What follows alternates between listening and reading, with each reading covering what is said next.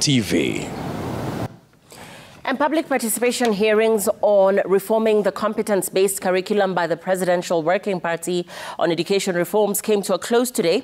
The Working Party, appointed by President William Ruto, has so far visited 37 counties across the country, with the last 10 having hearings today.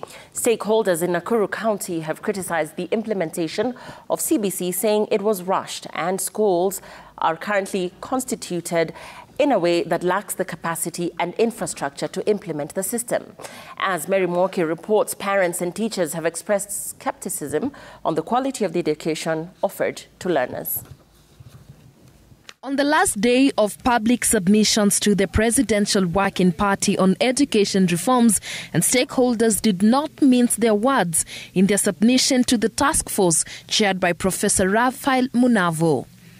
Nakuru County Commissioner Gilbert Kitio taking a swipe at former Education CS Professor George Magoha for compelling head teachers to undertake the construction of competency-based curriculum classrooms, saying some teachers were forced to dig into their pockets to finance the classrooms for fear of reprisals. Did a lot of effort, Mr. Chairman, recently to try and provide infrastructure in form of classrooms.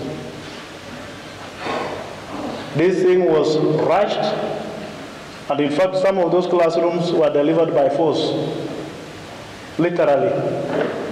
Actually, some principals and even education officers had to dig into their pockets. Before we even think about CBC, what have we done for the free basic education for our children?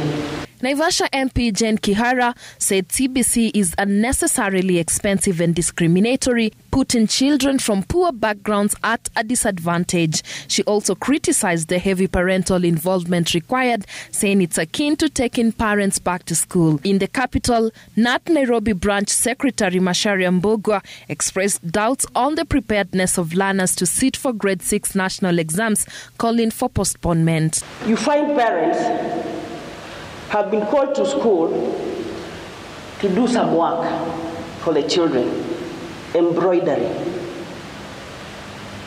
Leaders and stakeholders, whose work is the teacher going to mark?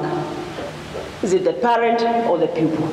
If possible, the task force or the working party can even recommend, maybe if it is a must, grade 6 must do the exam, let it be postponed even for a week.